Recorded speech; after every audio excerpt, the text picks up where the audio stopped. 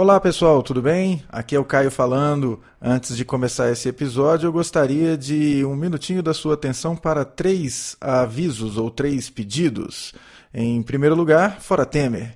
Em segundo lugar, um pedido de desculpas pela nossa ausência na semana passada, mas enfim, acho que vocês entendem que por motivos de carnaval a gente não gravou ainda sem nome na semana passada. Durante este episódio você vai escutar um pouco sobre isso também. E a última coisa e mais importante é um pedido de desculpas pela qualidade do áudio. Por motivos de lapso mental do Caio, este que vos fala, a minha qualidade do áudio, a qualidade da minha trilha nesse episódio ficou muito ruim. Então eu conto com a sua paciência na hora da audição e, apesar disso tudo, o episódio foi muito bacana porque vocês vão ver, tem um evento muito interessante acontecendo e o Cabeça está participando dele e começa a falar desse evento hoje. Então é isso aí, pessoal. Muito obrigado pela atenção, desculpem pela qualidade do áudio e pela ausência na semana passada e o costumeiro fora Temer. Um abraço e excelente episódio.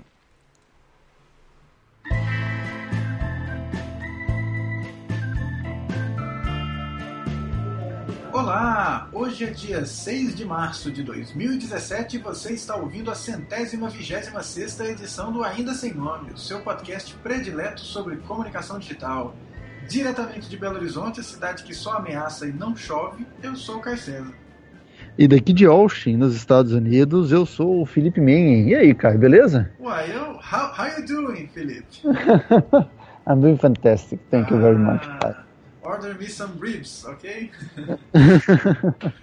Que bacana, cara. Tá aí na terra do chugato americano, estadunidense. Exatamente. Tô aqui comendo vários churrasquinhos de gato. E vamos ver se é tão gostoso feito aqueles que a gente come na porta do Mineirão. É isso aí. Tem fogo de chão aí em Austin?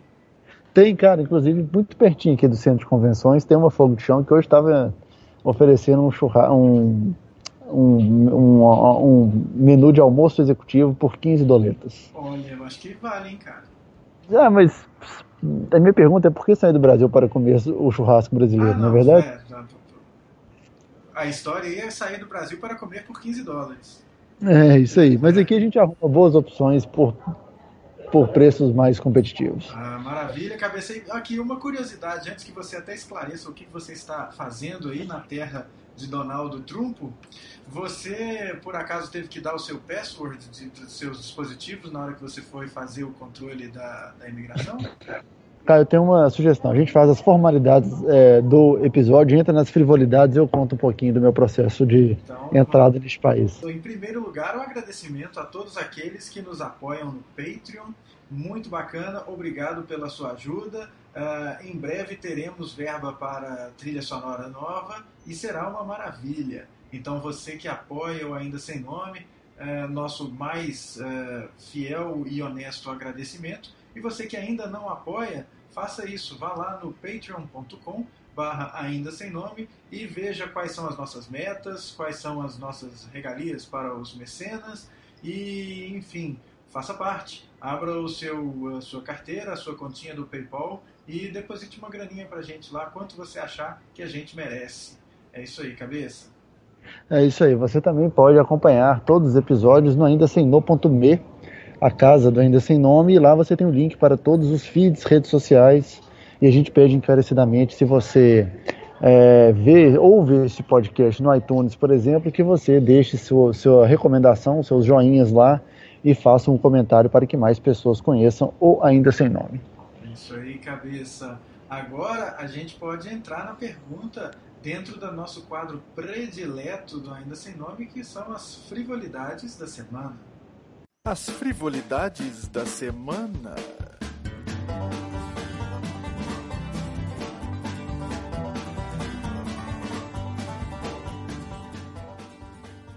Muito bem, Caio. Agora que estamos na sessão de direito desta pergunta que você fez, vou fazer um pequeno preâmbulo dizendo que ano passado quando estava vindo para essa mesma cidade, eu tive que ir para a chamada inspeção secundária na imigração do aeroporto de Atlanta. Você foi randomicamente selecionado?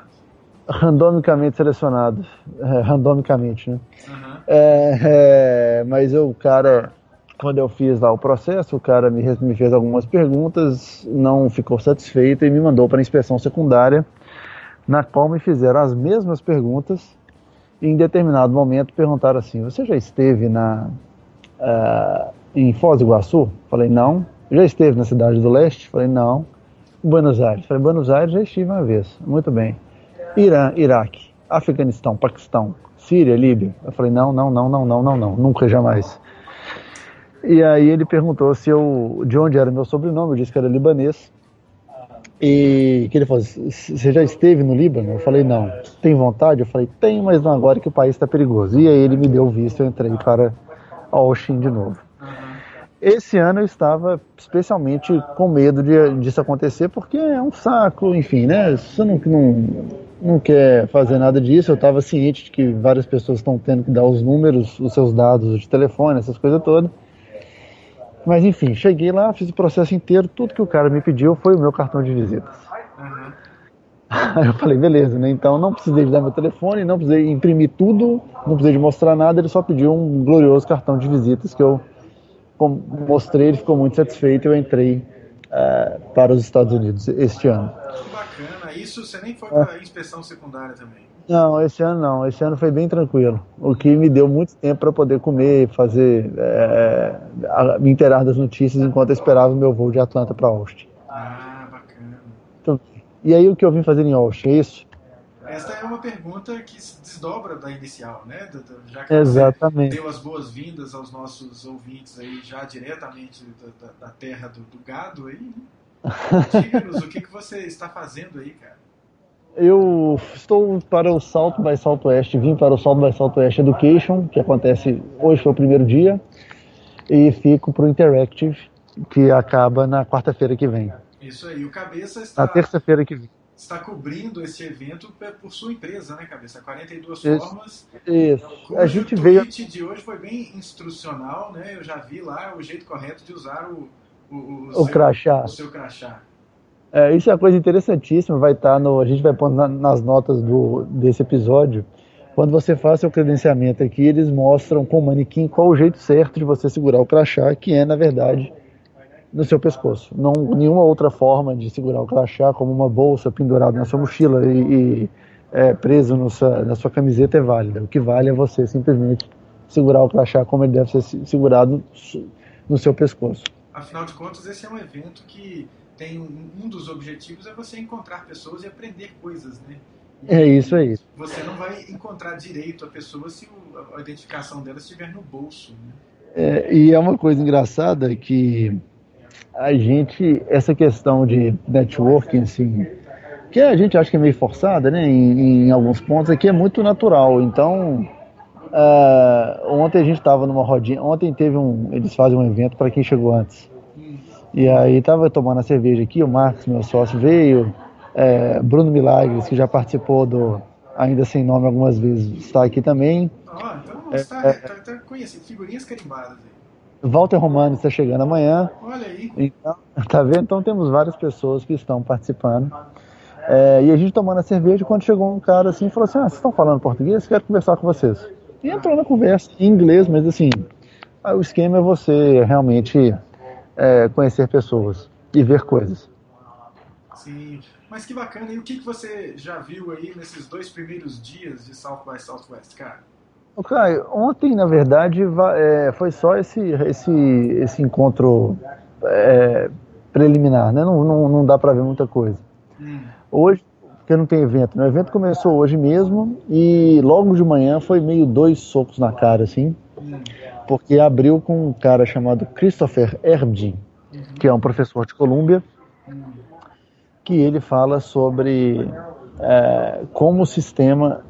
É uma discussão sobre a inclusão e a diversidade no ensino público. Como o sistema ele é muito cruel com quem pensa diferente, como que impõe uma cultura que não é a das pessoas. E ele fala aqui dos negros e dos pardos nos Estados Unidos. E aí, num ponto onde a gente já pontuou isso algumas vezes, você como professor deve se questionar por várias vezes, como que às vezes o sistema que a gente tem ele não é adequado para todo mundo no seguinte sentido. Se você não se interessa por aquela determinada matéria e você não presta atenção na aula, você é punido. A escola não tenta entender por que você não está gostando daquilo, entendeu? Uhum. E quando você não encontra o seu espaço ali, você vai tentar achar um outro espaço para demonstrar sua inteligência. Então, o que ele fala é o seguinte: presta atenção nas letras de hip hop e como que os artistas são altamente marginalizados porque não é uma cultura reconhecida. Uhum. E aí você vê como que os artistas de hip hop trabalham a língua de uma maneira que pouquíssimas pessoas conseguem. Certamente. Eu vi outro dia que a riqueza de vocabulário de um determinado rapper era, em termos de quantidade de vocábulos distintos, maior do que autores clássicos. Cara. Um negócio, Isso. E fala de uma realidade que às vezes não é a realidade dos educadores, que a maioria dos educadores, aqui nos Estados Unidos parece muito claro, e no Brasil deve ser uma realidade similar, a maioria das pessoas que fazem a política, elas são brancas, elas não entendem a cultura urbana, elas não entendem as minorias, elas não entendem o que é marginalizado. Uhum. Então tenta socar a cultura que não é a desse grupo. Sim. E aí você cria isso. Então isso foi logo de cara, tipo, toma aí, ó, já de começo. E isso tem uma origem bem antiga, né, cara? As escolas, do jeito que a gente as conhece, do jeito que a gente provavelmente estudou, elas são originadas lá da Revolução Industrial e não só, isso o Manuel Castells fala muito bem, né? Não são só instrumentos de formação para a execução de algum ofício ou de alguma tarefa específica, conhecimento técnico. Escolas são instrumentos de imposição de culturas e de formas de pensar. Então Totalmente. É um negócio complicadíssimo, cara. Exatamente isso que ele pontua. E aí, em outro ponto, ele fala sobre por que as escolas, às vezes, elas ainda formam e os pais ainda se preocupam em formar as crianças para empregos que talvez não vão existir, entendeu? O que você, como pai, deve ser uma preocupação, porque é bem possível que seus filhos, quando começarem a trabalhar, estarão trabalhando em empregos que não existem hoje. Sim. E não adianta você querer, é melhor você preparar os alunos, as crianças para esse futuro novo do que você querer que eles cumpram requisitos que foram úteis para a gente. Assim, eu falo assim, cara, entre eu e você, e a gente tem alguns anos de diferença, foi mais ou menos a mesma coisa. Uhum. Mas se pegar dos meus 5, para quem tem 30 hoje, 20 e tantos, 30 hoje, que são mais ou menos 5 anos, já é totalmente diferente. Você já é um balzaquiano, cabeça? Eu tenho 34, já estou no meio do caminho. Já. Então, cabeça, nossa diferença não é tão grande. A galera que... Você é da galera que ainda pegou um contexto que se conectava à internet, né? Você se conectou à internet. Sim, eu tive um dia que eu... Teve o dia que eu comecei a ter internet em casa. Pois é, a galera de hoje que está entrando nas universidades, a galera que está chegando em sala de aula para ter aula, não é a galera que um dia viveu um mundo em que não existia internet. É a galera que nasceu em 94, 95. Essa galera, 96, 97, por aí, né? É a galera que já foi alfabetizada num contexto de banda larga, inclusive. E aí, cara, já é outra realidade, o perfil do aluno, as suas demandas, e lógico, essa mudança que teve nos últimos 10, 12 anos, né, dos smartphones, etc., e do jeito que a gente se relaciona com a internet, isso para nós já trouxe um monte de diferenças, um monte de coisas novas, empregos novos, relações de trabalho novas, e o sistema educacional não se atentou para isso, né? As mudanças elas não chegam ali, e isso me dá medo, cara. E me dá medo, mais do que amedronta a Regina Duarte, me dá medo porque, ao mesmo tempo em que é muito claro para mim que as coisas não vão ser iguais para os meus filhos, em termos de formação e da necessidade e do modelo, há um contexto todo no entorno que me obriga a considerar que não deve continuar. Então é uma coisa... não está sendo fácil, como diria Kátia Sega. Não está sendo fácil, cabeça. Não está. E aí você pensa o seguinte: porque o Marx estava vendo uma discussão hoje aqui que ele falou que já tem já tem crianças que, por exemplo, como viram os pais passar pela crise, eles já consideram a escolha de uma universidade ser melhor você. Todas as escolhas de futuro dessas crianças e jovens, elas estão muito mais elas estão participando mais do contexto. Aham. Então, assim, tem casos hoje de jovens que falam assim, não, em vez dessa universidade, eu vou para essa universidade. Uhum.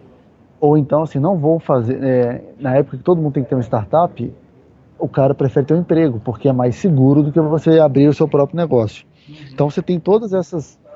E ainda tem um outro negócio para dar uma bagunçada nessa discussão toda, que é o seguinte: tem muita, pelo menos aqui, mais de uma vez, eu vi em mais uma palestra, a gente fala assim: eu fui o primeiro da minha família a ir para a universidade. Ou meus pais foram os primeiros da minha família. E a gente viu isso muito no Brasil até 2000, não sendo partidário, mas já sendo, a gente viu que até 2003 no Brasil isso era muito comum, assim, né? Uhum. Pouquíssimas pessoas tinham acesso. Pra gente isso era normal, assim, era um passo normal. Agora, a gente está vendo agora no Brasil várias pessoas que são os primeiros da família a irem para a universidade. Sim. Então, assim, essa discussão também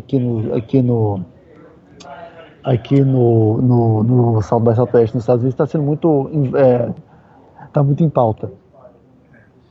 E essa possibilidade de outras escolhas, né, cara? De outras alternativas, de outras vias. Isso é a educação, a formação passando por outros caminhos que não o da formalidade de um diploma. É isso. Mesmo porque os diplomas que estão sendo oferecidos, voltamos ao começo, né? Eles não são compatíveis com os títulos de trabalho ou de emprego que estão sendo ofertados. E aí tem uma outra, e aí tem uma discussão interessante dessa primeira palestra do Christopher Erdbing, esqueci o sobrenome dele, que ele fala que as pessoas acham que a tecnologia vai resolver todos os problemas. Uhum.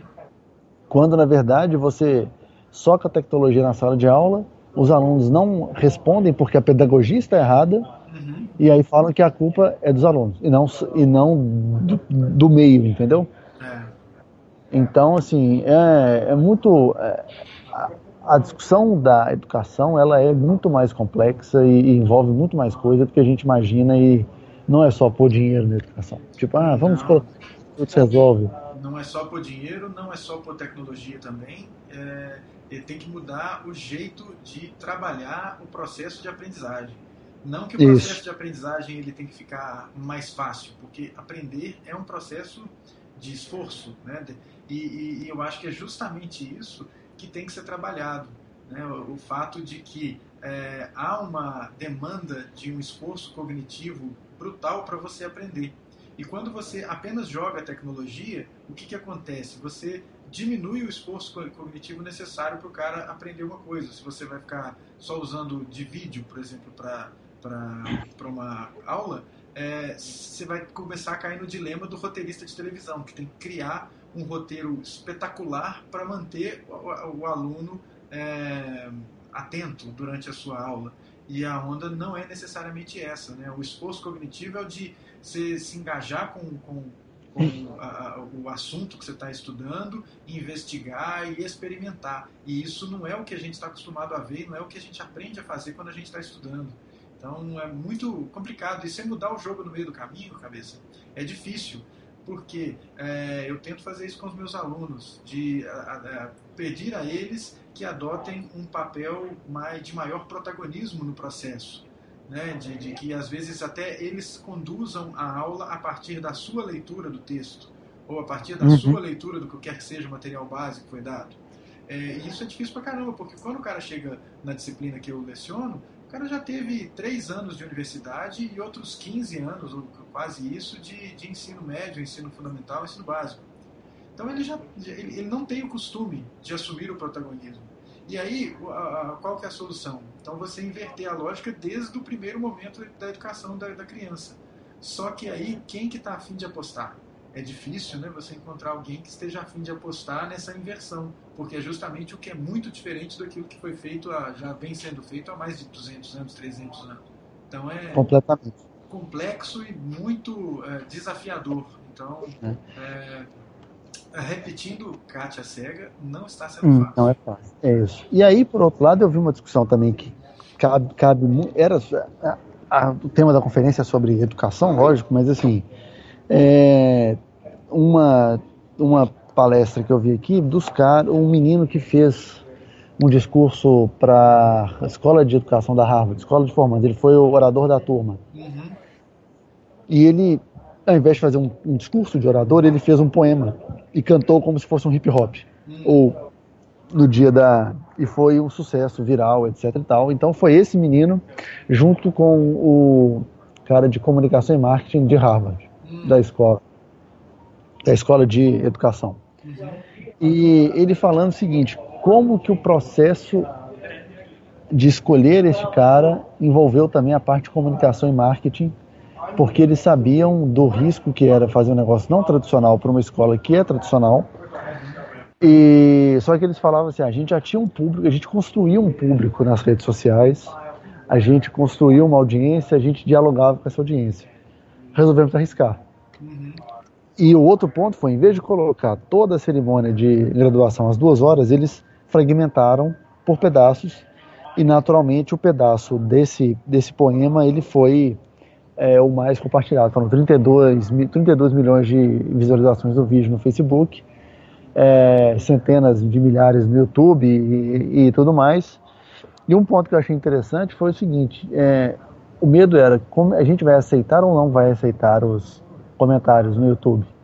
E resolveram aceitar para poder ter uma discussão, sabe assim, para manter a discussão, porque eles sabiam que as pessoas iam reclamar dos comentários, isso é fato. Mas tinha que abrir isso para discussão, então foi um aprendizado importante, assim, você tem que ouvir os críticos em vários momentos. Não alimentar o troll, mas saber que ter um diálogo com as pessoas que estão ali com a sua audiência. É isso aí, cabeça. O diálogo é a base da comunicação nesse contexto do digital, né, cara? Se a gente não se abrir para o diálogo, ferrou. A gente vai estar repetindo o modelo da comunicação de massa.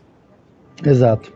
Então foi bem bacana nesse ponto também, essa outra palestra. Muito legal, cara. Então, assim, já no primeiro dia, muita coisa interessante.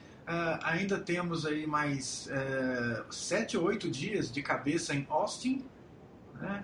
É isso. Muito por vir, hein, cabeça?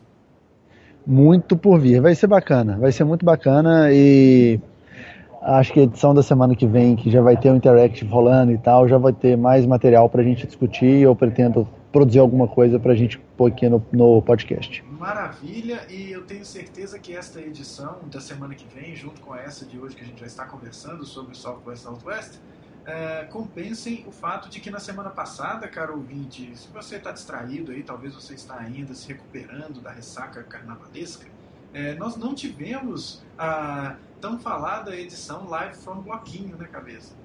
Não teve. Não teve, e isso porque o bloquinho do Leroy Merlin, ele imperou aqui. Entrei dentro de casa e só saí quando o bloquinho passou aqui na porta da minha casa. Esse foi o momento que eu saí da clausura. Muito bem. Porque você sabe que o Carnaval de Belo Horizonte ele tá em processo de mutação, né? Por quê, cara? Até hoje, se você vai a um ponto de ônibus com uma camiseta colorida e encontra mais 3 pessoas, formou um bloquinho, cara. Formou um bloco. Exatamente. E a galera já fecha a rua, e é isso aí, tá tendo bloco até hoje.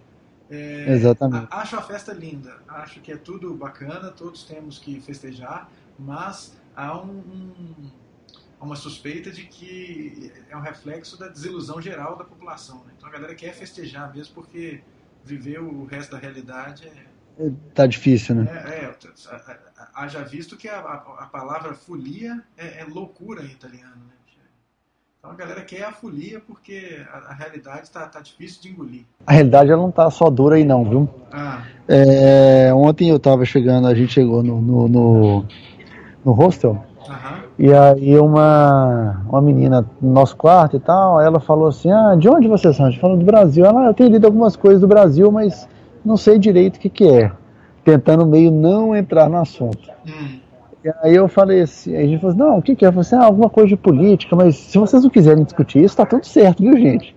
Aí eu falei, não, vamos discutir, não tem problema nenhum. Ela assim, não, porque você sabe que a gente tá com o Trump, então tá meio difícil discutir, encarar a realidade. Eu falei, mas no Brasil também e tal. E aí, eu achei interessante porque ela queria saber a opinião sobre todo o processo que aconteceu no Brasil de Lava Jato, impeachment e o negócio todo. Numa visão interessante, assim, de querer entender a realidade. Mas uma coisa que eu pontuei foi, olha, igual nos Estados Unidos, o país estava muito dividido. Ou estava, né? Então, assim, o que eu vou te falar é a minha visão dos fatos. Se você talvez perguntar para outro brasileiro, tem grande chance de dizer que a Dilma ela é corrupta mesmo, o negócio todo. Então a gente foi explicando as coisas todas para ela, mais do que falando de fake news ou de entendendo que toda história tem mais de um lado.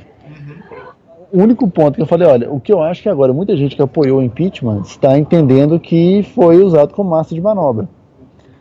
E, enfim, mas até ela estava com medo de discutir sobre a situação política por causa que ela falou assim, eu vou ter que falar do Trump.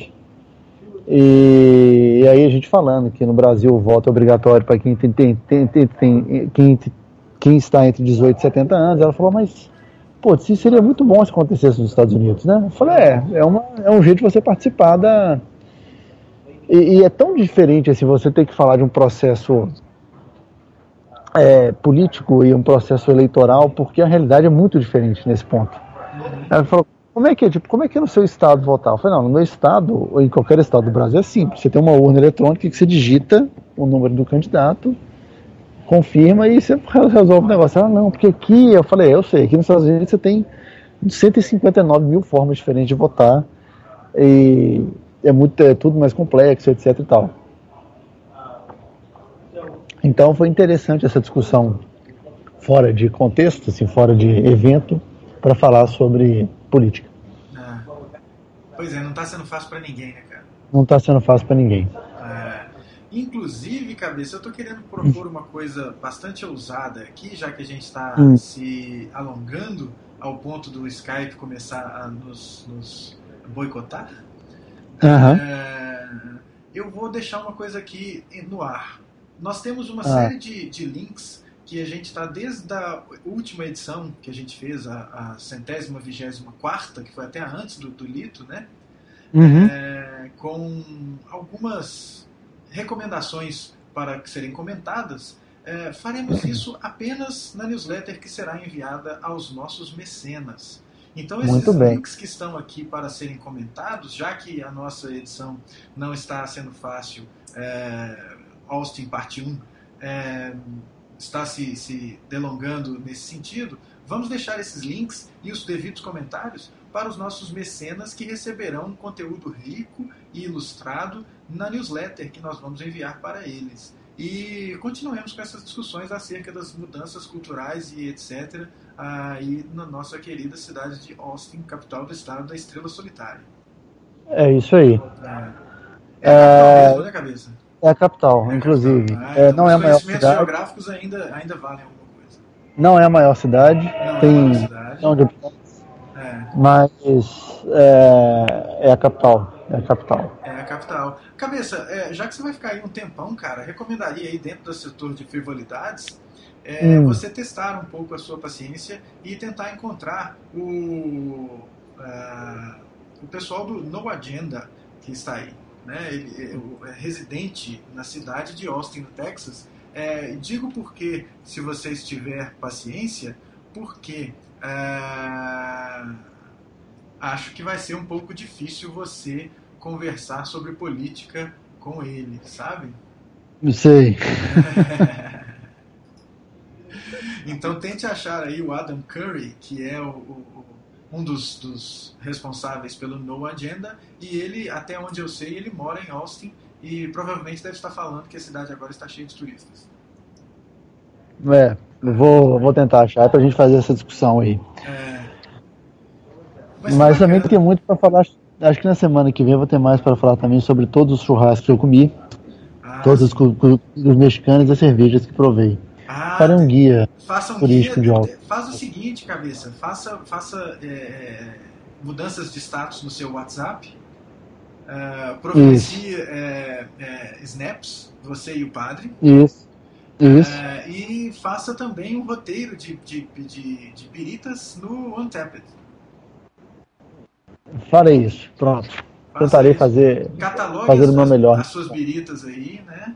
Se você tiver oportunidade, beba a cerveja que o nosso amigo host do This American Life fala com sua língua presa em todos os episódios. Né? Lagunitas. Lagunitas, o Brewery. Tente mencionar a cerveja que tenta colocar o pub back to public radio. Entendedores entenderão. Eu farei isso, Caio. Eu achei importante a gente falar um pouco hoje também para não perder o ritmo, né? Já que a gente não conseguiu fazer a edição de semana passada, essa aqui está sendo mais expressa, mas é porque tem muita coisa para ser vista e discutida na semana que vem também. Exato. E se você estiver escutando essa edição na terça, dia 7 de março, corre lá na fanpage da 42 Formas que você vai ver o vídeo que foi gravado hoje ao vivo, não é isso? É isso, a gente vai fazer logo mais um live no Facebook para falar um pouquinho do que a gente viu hoje. Vamos ver o que dá. Isso aí, vai lá e assiste esse vídeo que eu já estou falando dele no passado, mas é porque eu estou no futuro. Estamos todos. Nossa, isso aí. É isso aí. Muito bem, tá? A gente tá falando do futuro a gente tá falando do passado falando do futuro, ou vice-versa. É isso aí. Eu já fiquei confuso e acho que o nosso amigo Skype está ficando também, cabeça. Melhor a gente ficar fora aqui. Difícil. Não sem agradecer mais uma vez os nossos mecenas, obrigado. Vocês receberão a newsletter essa próxima edição da newsletter para os mecenas com esses comentários dos links que estão aqui, enviados pelo Roveda, enviados por outros colegas e também descobertos por mim e pelo Cabeça. Vai receber isso, você é um mecenas, você vai receber como se fosse uma edição impressa do nosso amigo Ainda Sem Nome na sua caixa de mensagens. E se você quer fazer parte desse seleto grupo de mecenas, e que se tudo der certo não vai ser um seleto grupo, né? Acesse lá no patreon.com/ainda sem nome e abra a sua carteira, abra o seu coração também no ainda sem nome.me e no iTunes, Stitcher e onde quer que você acesse o seu podcast, que você abra o seu coração e faça um review maroto e um RT bacana quando você visualizar este episódio populando na sua timeline do Twitter. Ajude a espalhar a palavra do Ainda Sem Nome, Caio. Faça isso. Então, meu caro Cabeça, desejo a você uma excelente semana de evento, que você aproveite bastante. Vamos tentar descobrir se o Fogo de Chão vai ser uma boa opção ou não, mas tenho certeza que vai ter muitos food trucks aí para você também se deliciar no Tex-Mex aí. É isso aí, farei o possível para voltar e ter que trabalhar em triplo no CrossFit quando voltar. Pois é, Cabeça, não aceite voltar com quilos a menos, apenas com quilos a menos. Farei isso, Caio. Beleza, cara. Excelente evento para você e a gente se fala na semana que vem quando você estiver onde? Você vai estar no aeroporto de Atlanta na semana que vem? Não, vou estar aqui ainda. Vai estar em Nova, então tá bom. Isso. Beleza? Então, mas beleza. Na outra eu estarei em São Paulo.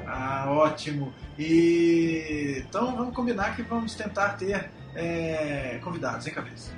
É isso aí. Farei o possível aqui. Então tá joia, cara. Um excelente evento, uma boa semana e boa semana para todos vocês, queridos ouvintes.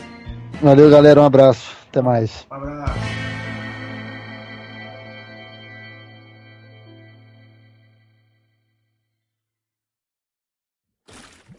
Este podcast é uma produção da Rede. Saiba mais em rede.bz.